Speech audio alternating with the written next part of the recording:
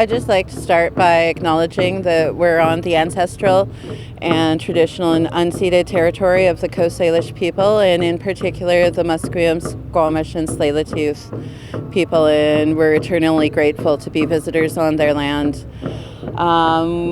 We're standing here on what Canada considers federal land, and what even the port acknowledges as the unceded territories of Indigenous people here. Throughout Tent City history, it has been created places in municipal public space where people have been given the right to shelter. And even in some provincial places, there have been fights for people to shelter in place, and the federal government has never stepped up to that plate and has never actually initiated any sort of support services for homeless people. So every homeless person that has become homeless has been failed by all levels of government, starting at the federal, going through the provincial and territorial, and down to the municipalities that they live in. So accidentally we moved here thinking that this was municipal parking lot, and didn't realize it was the port. I think it was really an important stance to take, because there is federal responsibilities to the people that we see here, and especially the ones that we don't see here. We have Canadian dollars that are being sent to refugee camps across the world, and we say that those dollars still need to be sent, but we can create some of those most basic human rights that Canada is sending to other countries for people here at home, Indigenous or non. So we need refugee-style camps in every municipality. We need low-barrier ones. We need no-barrier ones for people who are working poor, students, or seniors who just can't afford rent and are maybe living in their car or are marginally housed and aren't able to buy food or medication because they're spending all of their money on rent. And then we need a sober place so that people have a place as they're finding their way out of addiction and stabilizing in a place like Tent City, that they're able to move forward in a way that doesn't just drag them down. When we're looking at other health issues, we don't put a diabetes center in the middle of the candy section of a mall. When we're creating heart and stroke centers, we aren't putting those offices in the middle of a fast food court, because we know that would be disrespectful. But the only place that you can go for homeless or support services is in the most marginalized ghetto-like places in every community. And that needs to end. We need to support people, and I applaud the fact that there's been some initiatives about housing first, but that would indicate that something comes second, and there's absolutely nothing. There's low barrier SROs, and then there's nothing to climb into. There's no detox. There's no treatment centers that are readily and easily available for people to access. People camped out here in the 80s and created Crab Park with 60 tents camped out for 74 days, pushing the federal government to create this green space. And it was supposed to be 13.5 hectares, and it ended up being only 8. And so the people that camped out there say that Crab Park extends as far as to the Helijet. And so there's been a push by both City Council and Parks Board, and motions have been passed saying that they support the port giving back to the city and creating an Indigenous healing center here. And the port's plan, as you can see, is spending billions of dollars in expanding the port.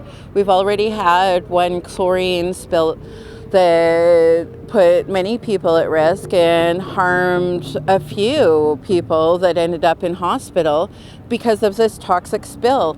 And they're talking about maybe wanting to rent this out to more containers going in over here, which would block out every little bit of green space that the downtown east side has. And I think there needs to be political support as well as community support in pushing that the government needs to leave people to shelter in place, as the CDC and as their health officers are pushing for from both the province and the federal health officers. So I think more public support in saying we appreciate the fact that people had thought this through, that because there's so little green space left, that people had taken the time and consideration to ensure that we had no neighbors, that we were on a parking lot that was already closed, we believe, to COVID, not just because it was an empty parking lot, and that we chose a place that didn't have neighbors. I mean, some of the complaints that you hear from tent cities is those neighbors that are directly affected by people. And other than having to actually look at Canada's failure by people living in these tents, there is a roadway, there is a chain link fence with barbed wire on this side, 2 tracks, you can see the amount of trains, and then another fence and barbed wire. So these people in these condos are at no risk of their own stigmatized idea that everyone here is criminal, but that is so not the case. We have someone in a wheelchair who should not be on the street, who shouldn't be sent out to just find their own way, and who has to camp right beside the road because they're in a wheelchair and they can't get in and out the rest of the way. We have an elderly gentleman who has one of those scooters. We have a veteran here who is dying of cancer. We have someone else who has stage 4 cirrhosis of the liver and Hep C.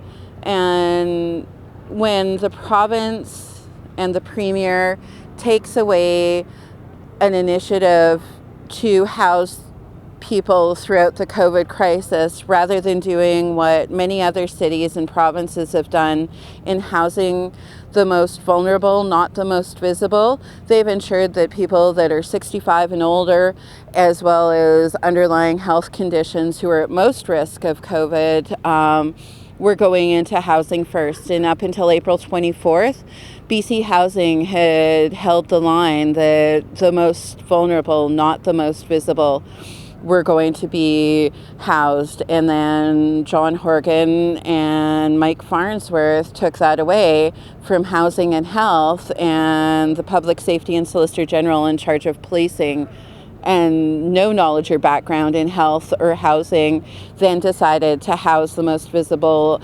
rather than the most vulnerable, because I think Canada is ashamed of the fact that they have failed so many people. And it's really easy to ignore someone that's sleeping in a doorstep and see them as an individual problem, not the systemic problem that people are having to face each and every day. So if people want to support, we need things like social media support, that you can just share some of these stories on your own timelines and encourage people to donate to a homeless, actual grassroots encampment in their own area. There's one in Terrace right now that's about 125 people living just outside of Terrace. We have Beacon Hill Tent City that's going on, even though they've already decamped Topaz Park and the Pandora Corridor, there's still people that may be evicted on June 25th. So we need to start creating these initiatives that are immediate solutions, and so that would be my suggestion of having municipal, provincial, or federal sites that have water, that have bathrooms, that have shower access and electricity. I mean, the first things in a refugee camp our bathrooms and potable drinking water, and then they bring in electricity, and then they bring in showers to prevent that spread of disease, and the electricity brings normalcy. Just allows for people to not feel as though they're mushrooms and kept in the dark, and that they're human beings. So I think that until Canada is able to do that, that our Indigenous culture is one that ensures that nobody's left behind. And back at home, my stepfather hunts for people and fishes for elders and drops off firewood to up to 60 families because we ensure that nobody's left behind. But here in Canada, you just need to take a look around or walk down any city street where you see people sleeping on the sidewalks or in an alley or in a park, and you know that Canada leaves many people behind. And until then, we will continue to stand up and feed people. And if Canada wants to say that I'm illegal for feeding people on our stolen land, then they can prosecute me till the day I die, because I'm not going anywhere. And until they're going to take responsibility for their people, I'll take responsibility of not only my people, but their people as well, because it's the right thing to do. So we invite Justin Trudeau, who drove by here just a week ago, to come to this camp and talk about his federal housing is a right, and then has another portion of his government evicting people whose only house is a tent right now. I mean, I think it's just disappointing that as this government talks about reconciliation, that there's absolutely no action to it, and it's just a sound coming out of someone's mouth and letters on a piece of paper. And we all know what we believe about white paper. So yeah, I think if anyone wants to come down and physically become a barrier to police coming in and extinguishing people's most basic human rights here, that we would be eternally grateful if people are able to come down and be legal observers and be able to film police coming in. We've been told that any time after Sunday at midnight, Monday morning, that the police may come in. So having legal observers and people who might be able to come and support people here, and for those who may be unarrestable here, the ability to walk off peacefully would be amazing. If people could offer food and water support, any one of our allies that comes to camp will need some of those things that people can do from home.